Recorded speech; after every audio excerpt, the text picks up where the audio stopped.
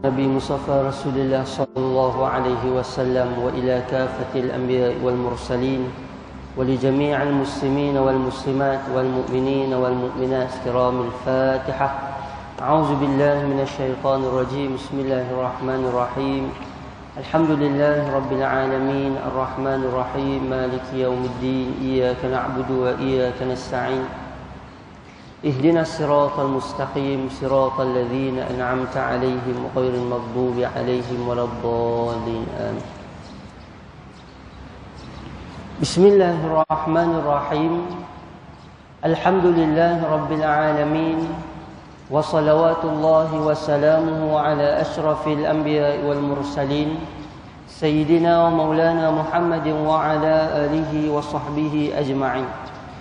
سبحانك لا علم لنا إلا ما علمتنا إنك أنت العليم الحكيم ولا حول ولا قوة إلا بالله العلي العظيم ولا حول ولا قوة إلا بالله العلي العظيم ولا حول ولا قوة إلا بالله العلي العظيم.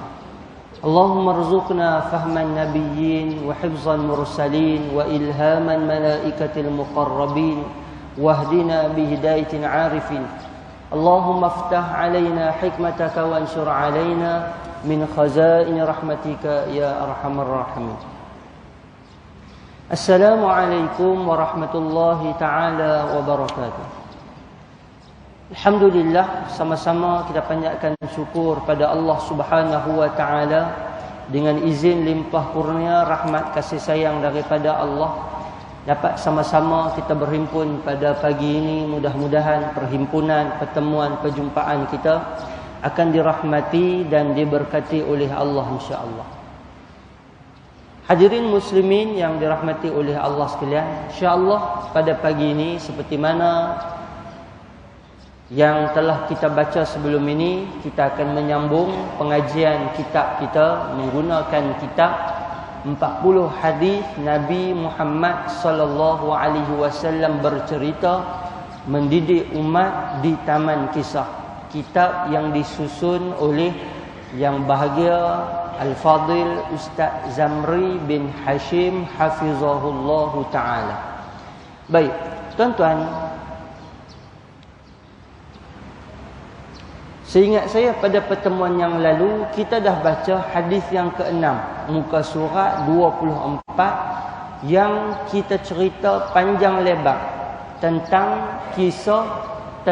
cerita berkaitan dengan kisah Nabi Saleh ataupun kisah kaum Samud yang Allah Subhanahu wa taala binasakan mereka. Tuan-tuan, kisah kaum Samud ini macam kita sebut, macam Nabi sallallahu alaihi wasallam sebut, banyak pengajaran dan iktibar yang boleh kita ambil yang telah pun kita sebut pada pertemuan yang lalu. Baik. Insya-Allah pada pagi ini kita akan cerita tentang satu orang nabi yang paling di antara nabi yang cukup hebat. Semua Nabi hebat, bukan kata Nabi lain tak hebat. Nabi lain hebat. Tapi Nabi yang kita nak sebut pada pagi ini antara Nabi yang saya kira wajib selepas daripada Nabi kita untuk kita ambil tahu. Nabi kita wajib, memang semua orang wajib mengetahui bagaimana cara Nabi hidup, bagaimana cara Nabi meneruskan kehidupan Nabi ataupun apa Nabi buat, yang tu wajib kita tahu. Dengan cara ceritanya, dengan cara baca sirahnya, dengan cara pengajiannya. Antara Nabi lain yang kita juga seeloknya ataupun sebaiknya kita tahu kisah sejarah dia ialah Nabi Ibrahim alaihissalam. Yang mana pada pagi ini insya-Allah kita akan cerita tentang beberapa riwayat hidup kisah berkaitan dengan Nabi Ibrahim alaihissalam.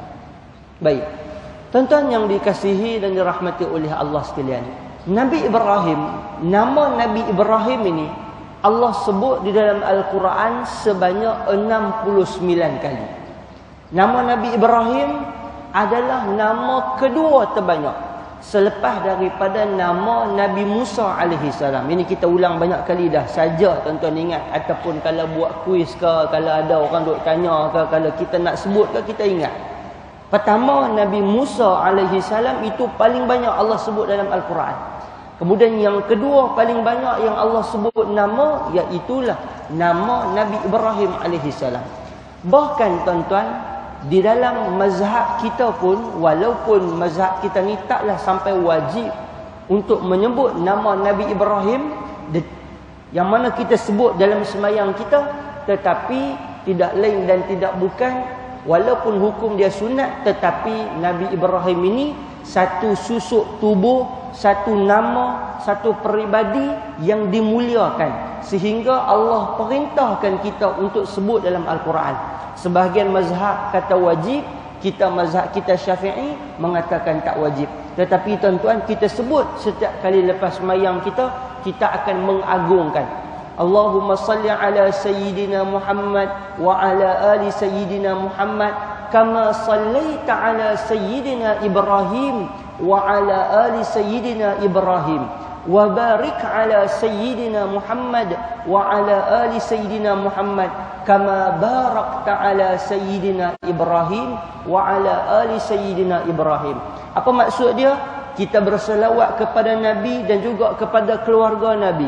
Juga kita berselawat kepada kepada Nabi Ibrahim dan keluarga Nabi Ibrahim.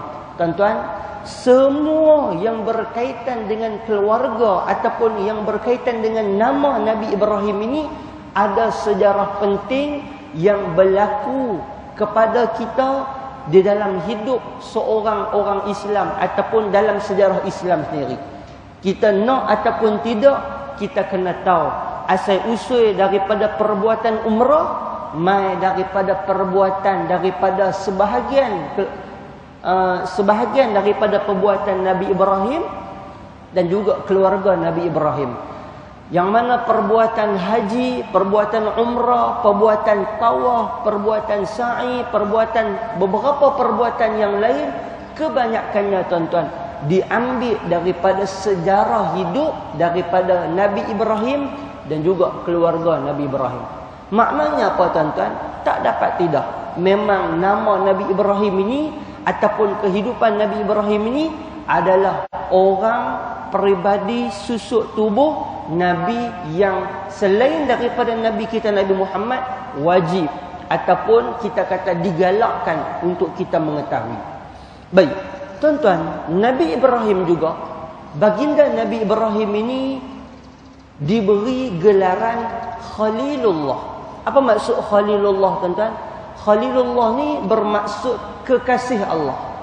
Sebahagian ulama menyebutkan Nabi Ibrahim ini juga diberi gelaran dengan gelaran Abu Anbiya ataupun Abul Anbiya.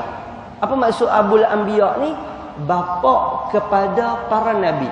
Kerana bermula daripada kelahiran Nabi Ibrahim, selepas itu Nabi Ibrahim berkahwin dengan Sarah dan juga Siti Hajar, daripada situlah beranak pinaknya daripada keturunan Nabi-Nabi sampailah kepada Nabi kita Nabi Muhammad, daripada susur galur Nabi Ismail dan Nabi Ishaq, Yaqub, Yusuf, Ayub, Shu'aib, Musa, Harun, Zulkifli. Itu semua bersusur galurkan daripada keturunan Nabi Ibrahim alaihissalam. Tuan-tuan, bermakna Nabi Ibrahim ini adalah Nabi yang cukup familiar. Dan tuan-tuan, Nabi Ibrahim juga adalah satu-satunya Nabi yang diterima oleh semua bangsa, oleh semua agama. Minta maaf, oleh semua agama. Terutama 3 agama yang besar, iaitu agama kita, agama Islam, kemudian agama Kristian dan juga agama Yahudi.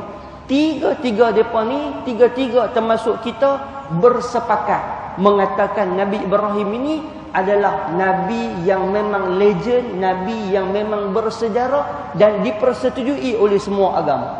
Tuan-tuan, kalau Nabi Muhammad, agama kita, agama Islam setuju, agama Kristian dia tolak, agama Yahudi tolak.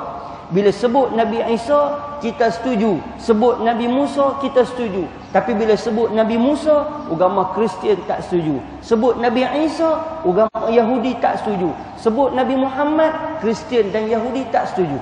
Tetapi bila sebut Nabi Ibrahim, tiga-tiga agama langit ni bersetuju, bersepakat dan menerima. Kerana Nabi Ibrahim ini mempunyai sejarah yang cukup baik dan mereka sendiri bersetuju dengan Nabi Ibrahim. Dan tuan-tuan, yang terakhirnya apa dia? Nabi Ibrahim alaihissalam baginda juga termasuk daripada kalangan nabi-nabi ulul azmi. Apa maksud ulul azmi? Kita dah sebut dah ketika cerita Nabi Nuh alaihissalam. Ulul azmi bermakna nabi-nabi yang menerima ibtila, menerima ujian yang berat, lebih berat daripada nabi-nabi yang lain. Kita ulang sebut Nabi yang pertama yang diberi gelaran ulul azmi, iaitu Nabi Nuh alaihissalam. Kemudian Nabi yang kedua, Nabi yang kita nak sebut pada pagi ini, Nabi Ibrahim alaihissalam. Kemudian Nabi yang ketiga, iaitulah Nabi Musa alaihissalam. Kemudian Nabi yang keempat, iaitulah Nabi Isa alaihissalam. Dan Nabi yang kelima, iaitulah Nabi kita Nabi Muhammad sallallahu alaihi wasallam. Baik, tuan-tuan yang dikasihi dan dirahmati oleh Allah sekalian. Nabi Ibrahim alaihissalam, Allah Subhanahu wa taala sebutkan di dalam Al-Quran. Sebahagian ulama menceritakan Nabi Ibrahim ini diceritakan tentang riwayat hidup dia ni sekitar lebih kurang umur baginda Nabi Ibrahim belasan tahun. Ada juga beberapa cerita ketika mana Nabi Ibrahim alaihissalam ni tolong ayah dia. Tuan-tuan, Nabi Ibrahim ni, dia ketika mana kecil, dia dah dikurniakan hikmah, dia ada kebijaksanaan, dia ada common sense, dia ada rasa apa benda betul, apa benda tak betul, apa benda yang tepat, apa benda yang tak tepat. Itu Nabi Ibrahim alaihissalam. Ayah Nabi Ibrahim yang bernama Azar, sebahagian mengatakan Azar ni bukan ayah dia, sebahagian mengatakan Azar ni ayah dia. Tak apalah, macam mana pun. Ayah kepada Nabi Ibrahim alaihissalam merupakan salah seorang daripada pembuat berhala.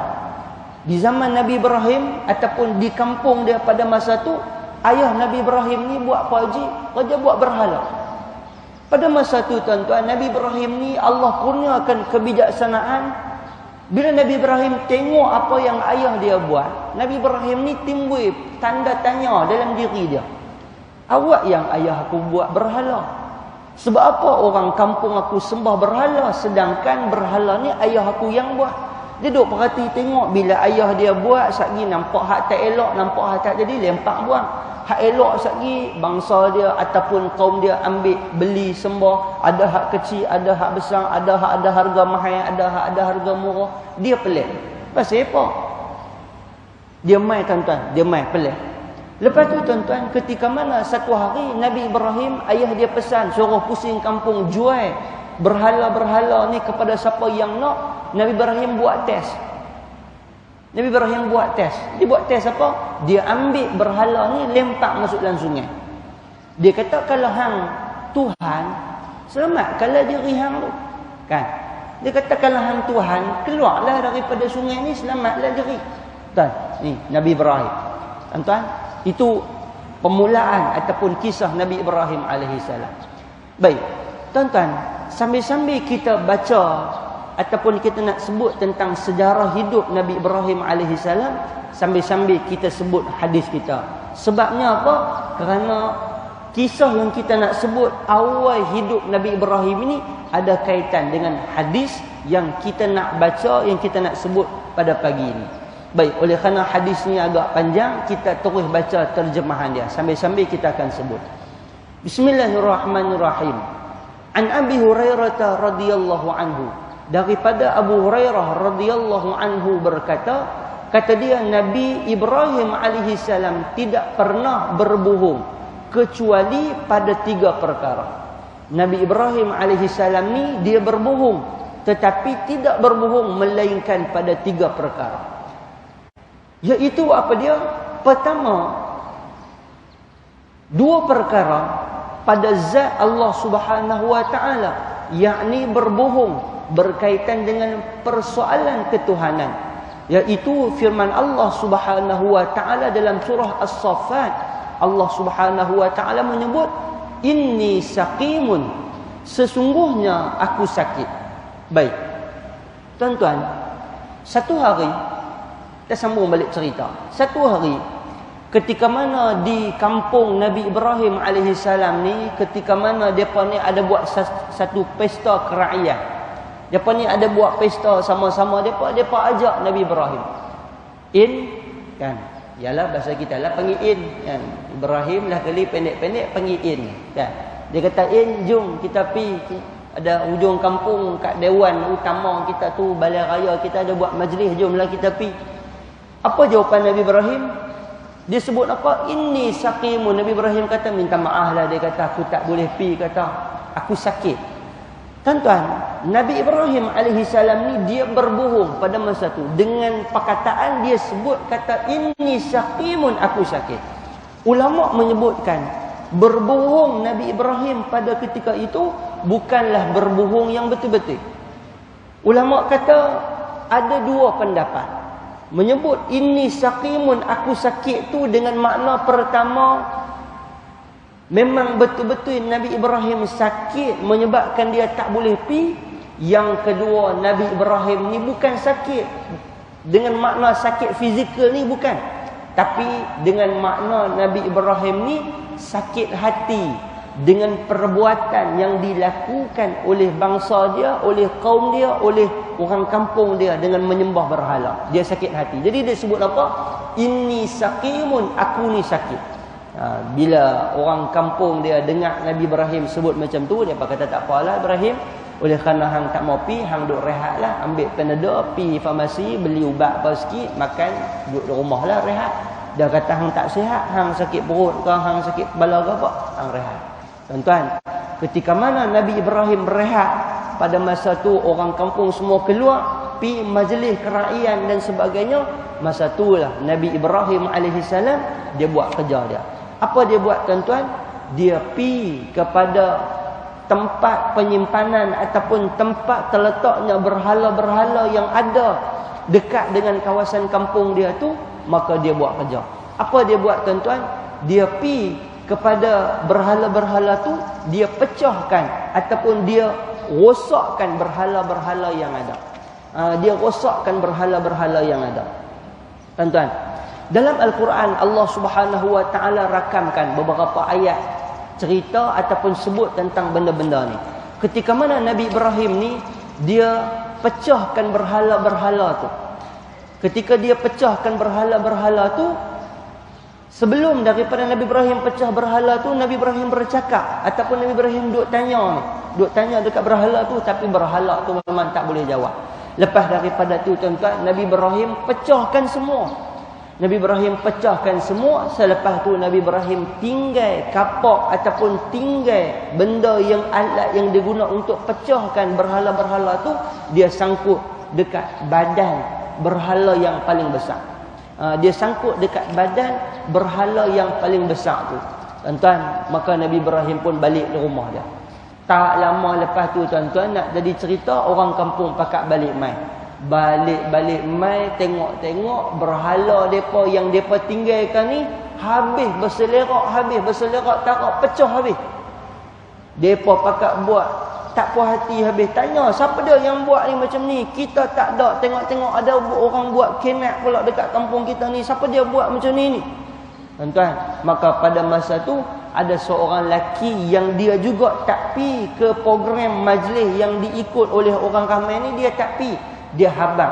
Dia kata aku rasa-rasa, dia kata aku nampak-nampak, aku rasa seolah-olah yang pi buat ni adalah Nabi Ibrahim. Yang pi buat ni adalah Ibrahim, sebab Ibrahim dia tak pi. Ibrahim dia tak pi program tu. Boleh jadi dia yang buat. Boleh jadi dialah yang merobohkan, yang merosakkan berhala-berhala yang hampa duk sembah ni. Tuan-tuan, maka pendek ceritanya, mereka pun panggil Nabi Ibrahim. Mereka panggil Nabi Ibrahim. Bila mereka panggil Nabi Ibrahim, tuan-tuan, apa yang berlaku? Pada masa tu, berlakulah dialog antara Nabi Ibrahim dan juga depa. Baik, sambung kepada hadis. Sebab lepas daripada tu ada dialog Nabi Ibrahim dengan depa ni. Baik. Kemudian dalam hadis menyebut firman Allah Subhanahu wa taala dalam ayat 63, Allah Subhanahu wa taala menyebut bal fa'alahu kabiruhum hadza.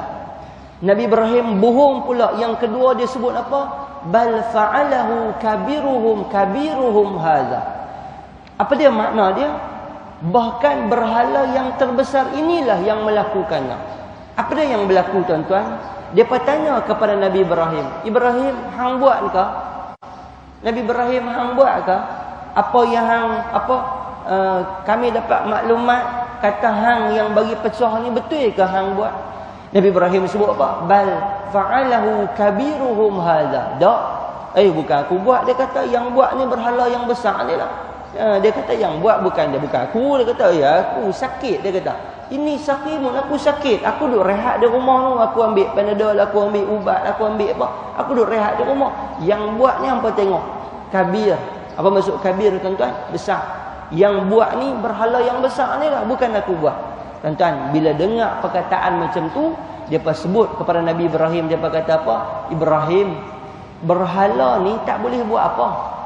Berhala yang hang kata besar, yang hang kata pecahkan berhala-berhala yang kecil ni, dia tak boleh buat apa. Awak yang hang pi kata kepada berhala besar ni yang pecahkan berhala kecil ni. Tuan-tuan, pada masa tu orang kampung, orang ramai bagi bola tanggung Nabi Ibrahim semeh terus. Dia kata apa? Dia kata, kalau hampa tahu berhala ni tak boleh buat apa, berhala ni tak boleh bercakap, berhala ni tak boleh tunaikan permintaan hampa, bahkan berhala ni kalau lalat mai hinggap di hidung dia pun dia tak boleh nak kuih, tak boleh nak halau. Sebab apa? Hamba pergi sembah dia. Tuan-tuan, ini jawapan apa? Jawapan orang kata kira potong terus. Tak boleh nak angkat dah. Semeh ni kira jatuh tak boleh angkat dah. Kira kena tu kena terak terus, tak boleh nak angkat. Bila orang kampung dengar macam tu, orang kampung sebut apa? Qala harriquhu. Depa dah tak boleh buat apa. Bila batil dengan hak, bila kebenaran dengan apa? Kebenaran dengan kebatilan, bila dah tak boleh buat apa, dah kebatilan, akhirnya kebatilan guna cara jahat. Depa buat apa? Qala harriquhu. Apa depa kata? Tak apalah, kalau macam tu mai kita bakar Nabi Ibrahim. Kalau macam tu kita bakar Nabi Ibrahim, dah tak boleh buat apa dah. Kita bakar buang Nabi Ibrahim alaihi salam. Baik, tuan-tuan. Pada masa tu, tuan-tuan, apa yang berlaku?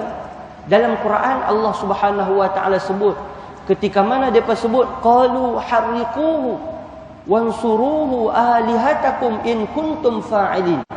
Tuan-tuan, apa yang depa sebut? Apa yang depa sebut? Depa kata kepada Nabi Ibrahim. Bila depa tahu kata Nabi Ibrahim yang buat, depa kata jom kita bakar dia. Kemudian depa pun sebut apa? Depa kata kalau betul hang yang buat tindakan ni, Tuhan hang akan bantu tolong hang. Tuhan hang akan bantu tolong hang. Tuan-tuan, dalam sebahagian riwayat mengatakan pada masa tu depa kempen besar-besaran. Depa tangkap Nabi Ibrahim, depa ikat dia, depa letakkan dia di satu tempat lapang. Kempen kepada semua penduduk kampung untuk nak bakar Nabi Ibrahim. Kempen ni, tuan-tuan, kempen macam kempen wakaf kita nak wakaf masjid tu. Siapa nak wakaf kayu api, siapa nak wakaf minyak gas, siapa nak wakaf minyak petrol, siapa nak wakaf lighter, siapa nak macam-macam ni. Pakai duk main ni. Kita buat untuk agama kita. Nabi Ibrahim dah bakar dah berhala-berhala kita, dah robohkan berhala-berhala kita. Mai kita bunuh apa? Mai kita bunuh dia dengan atas agama Tuhan kita. Ni depa ni pun pandai, depa kempen. Orang ramai ni pakat mai bagi sumbangan. Kawan nu bagi sumbangan kayu, bagi sumbangan minyak, bagi sumbangan ni, pakat bagi sumbangan. Tuan-tuan, sebagai riwayat mengatakan besarnya api Nabi Ibrahim yang membakar Nabi Ibrahim ni setinggi lebih kurang bangunan 3 tingkat. Tuan-tuan, besar ni. Cerita dia api tu besar lah. Besar ni sehingga burung yang lalu atas dia jatuh akan mati. Tuan-tuan, cuba bayangkan. Api sifat dia panas, sifat dia membakar, sifat dia mencairkan, sifat dia akan merosakkan apa benda yang duduk dalam dia. Itu api. Tuan-tuan, Allah Subhanahu wa taala Maha Kuasa. Ketika mana Nabi Ibrahim alaihi salam dia diikat, selepas diikat tu dinyalakan api, pada masa tu tuan-tuan, Allah Subhanahu wa taala sebut dalam Al-Quran. Allah Subhanahu wa taala sebut dalam Al-Quran yang mana ayat sebahagian daripada kita hafal tuan-tuan. Orang-orang lama, orang-orang tua-tua ni biasanya dia hafal ayat ni. Apa dia dalam Quran Allah taala sebut? Qulna ya nar kuni bardan wa salaman ala Ibrahim. Tuan-tuan, ini kebanyakan kita, sebahagian kita hafal. Apa dia dapat kata? Ya nar, wahai api, kuni bardan wa salama, jadilah engkau bardan. Barid ni maksud dia sejuk. Wasalaman, selamat. Api yang sifat dia panas, api yang sifat dia membakar, api yang sifat dia meleburkan, api yang sifat dia ni sepatutnya menghanguskan, merosakkan dan tidak selamat. Tiba-tiba tuan-tuan, api yang membakar Nabi Ibrahim alaihi salam sejuk sifat dia, dan selamat Nabi Ibrahim alaihi salam daripada dibakar oleh api yang besar, tinggi dan hebat tadi. Allahu Rabbi, tuan-tuan. Ini yang kata kuasa daripada Allah Subhanahu wa taala. Sebab itu kita sebut tuan-tuan, Nabi Ibrahim ni daripada kecil lagi Allah Subhanahu wa taala dah berikan kepada dia ibtila, berikan kepada Nabi Ibrahim ni ujian demi ujian. Kecil, cara kecil dengan pak dia. Kemudian bila main pula remaja, cara remaja nak kena layan. Kemudian main pula ni cerita ni dibakar Nabi Ibrahim alaihi salam. Tuan-tuan, api membakar yang sepatutnya bakar habis semua, tiba-tiba kulit yang lebih lembut daripada tali, yang lebih lembut daripada rantai, yang lebih lembut daripada segala-galanya yang sepatutnya dia dibakar, tiba-tiba Nabi Ibrahim keluar dalam keadaan tak ada apa. Keluar ni kita kata macam keluar gabuh ya. Keluar ni gabuh habuk. Gabuh abu ke gabuh apa? Nabi Ibrahim dalam keadaan diselamatkan oleh Allah Subhanahu wa taala. Tuan-tuan, pada masa tu bila depa tengok saja Nabi Ibrahim terselamat tuan-tuan, depa berasa terkejut. Macam mana Nabi Ibrahim ni boleh selamat ni? Macam mana Ibrahim ni boleh selamat? Walaupun depa terkejut, tetapi beriman ke tak depa? Tak pun. Tak beriman pun depa. Depa masih lagi nak buat kejahatan kepada Nabi Ibrahim. Tuan-tuan, maka pada masa tu sebagai riwayat mengatakan yang beriman kepada Nabi Ibrahim seorang sahaja. Seorang tu siapa haji? Seorang tu adalah anak menakan kepada Nabi Ibrahim, iaitulah Nabi Lut alaihi salam. Nabi Lut alaihi salam. Baik, tuan-tuan yang dikasihi dan dirahmati oleh Allah sekalian, kita sambung cerita. Sambung hadis kita. Baik. Kemudian tuan-tuan,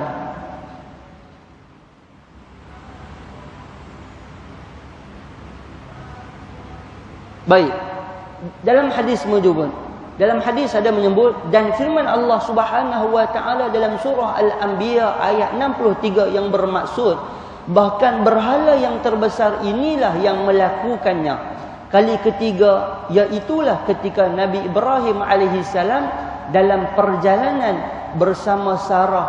Mereka berdua sampai di suatu tempat yang diperintahkan oleh seorang raja yang sangat kejam. Lalu raja mendapat maklumat bahawa sesungguhnya di sini terdapat seorang lelaki bersama seorang wanita yang terlalu cantik menawan. Raja itu pun segera menghantar seorang utusan untuk bertemu Nabi Ibrahim. Utusan itu bertanya, siapakah perempuan itu? Nabi Ibrahim berkata, perempuan ini saudaraku. Kemudian Nabi Ibrahim menghampiri Sarah dan berkata, wahai Sarah, di atas muka bumi ini, wahai Sarah, menghampiri Siti Sarah dan berkata, wahai Sarah, di atas muka bumi tidak ada orang yang beriman selain kita berdua sahaja. Kemudian dalam hadis menyebut, Selepas daripada Nabi Ibrahim sebut macam tu, maka utusan raja itu bertanya kepadaku tentang kamu, hubungan aku dengan kamu, lalu aku memberitahu bahawa engkau adalah saudara, engkau adalah saudaraku. Oleh itu, janganlah kamu mendustakan perkataanku. Baik, yang ini apa dia berlaku? Tuan-tuan, Nabi Ibrahim alaihissalam, selepas Nabi Ibrahim dia selepas Nabi Ibrahim keluar daripada kampung ni, selepas berlakunya Nabi Ibrahim dibakar ni tuan-tuan, cerita Nabi Ibrahim tak dibakar oleh api ni, cerita Nabi Ibrahim terselamat daripada api ni tuan-tuan, viral ni maksudnya apa? Orang pakat ambil tahu habis. Masuk habis dalam sahabat, dalam Astro Awani, dalam Facebook, dalam WhatsApp, orang pakat duk share habis. Yang kata Nabi Ibrahim ni terselamat daripada api. Terselamat daripada api. Dia tuan-tuan sebenarnya cerita dia ni skip sikit. Kalau cerita masuk tentang Siti Sarah ni, dia skip sikit. Cuma saya nak tambah sikit, nak bagi kita nampak gambaran. Ketika mana Nabi Ibrahim alaihissalam terselamat tu, bila cerita dia ni digembar-gemburkan sampai kepada orang lain, sampailah kepada satu orang raja cerita Nabi Ibrahim ni. Siapa dia? Sampai kepada Raja Namrud. Sampai kepada Raja Namrud. Bila sampai kepada Raja Namrud tuan-tuan, apa yang berlaku? Raja Namrud panggil Nabi Ibrahim alaihissalam. Panggil Nabi Ibrahim. Tuan-tuan, pada masa tu Nabi Ibrahim ambil kesempatan untuk kempen dakwah kepada Raja Namrud. Namrud tanya kepada Nabi Ibrahim, apa yang Tuhan hang boleh buat yang aku tak boleh buat? Kata Nabi Ibrahim, Tuhan aku dia boleh menghidupkan, yuhyi wa yumit. Tuhan aku ni dia boleh menghidupkan dan boleh mematikan. Hang boleh buat ke wahai Namrud? Namrud kata apa? Yang ni kerja mudah, dia kata. Apa dia buat tuan-tuan? Namrud dia panggil pengawal dia.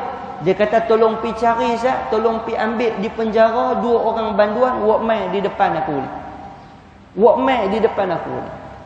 Maka Namrud kata apa? Seorang ni dia perintahkan dimaafkan dan dilepaskan dia daripada penjara. Hak seorang lagi Namrud bunuh dia. Kemudian Namrud kata kepada Nabi Ibrahim, wahai Ibrahim, hang tengok, dia kata, macam hang kata Tuhan hang boleh hidupkan, boleh matikan. Namrud kata aku boleh, hang tengok, dia kata. Aku hak dia ni aku bagi hidup, aku lepas dia api.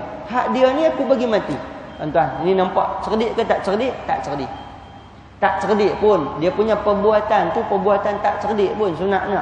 Menunjukkan kebodohan dia depan Nabi Ibrahim.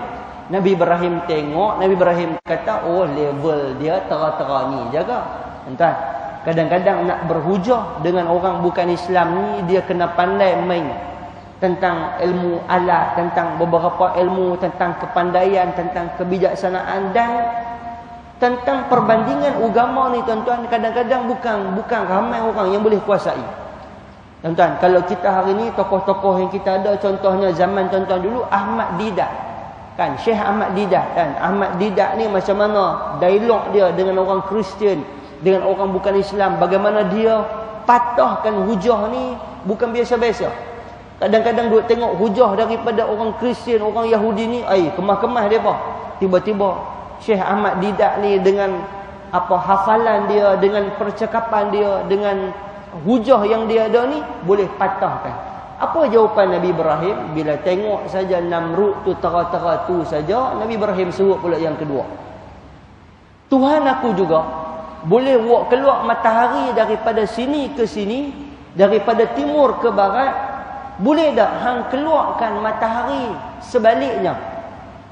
Tuhan aku boleh buat keluar matahari daripada sini ke sini. Lah ni hang buat keluar pula sebaliknya. Hang buat keluar pula daripada barat ke timur ataupun daripada timur ke barat. Cerita dia hang buat keluar matahari lah, buat keluar mai.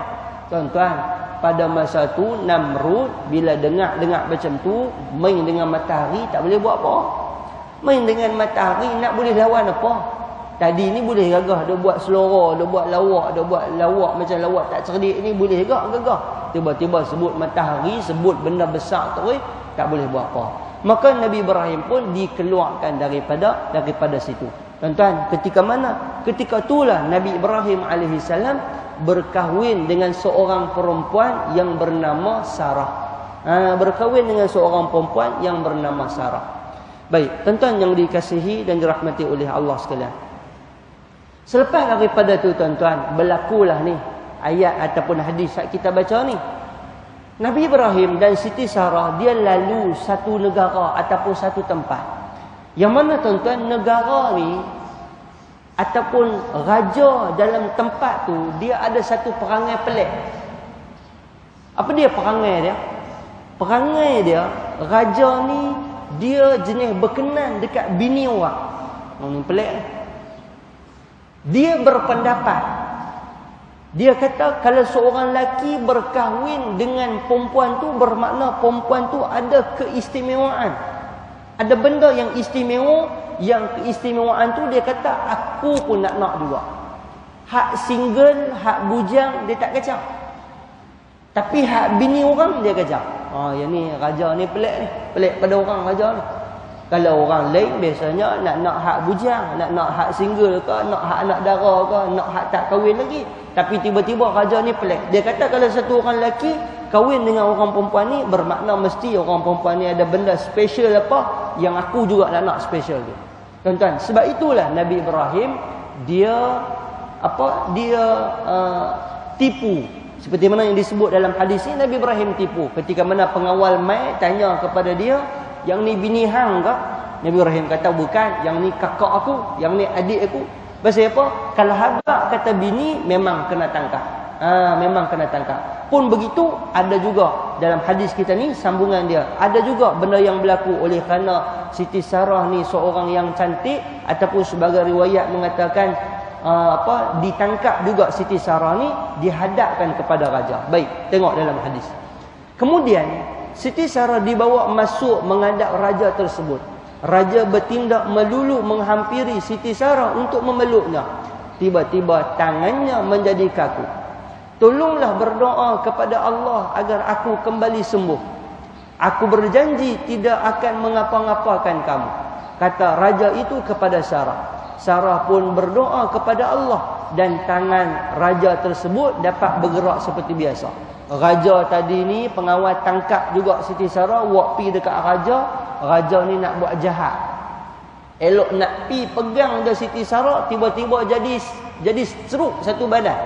Jadi krem, jadi tak boleh bergerak, keras satu badan ni, tak boleh nak bergerak.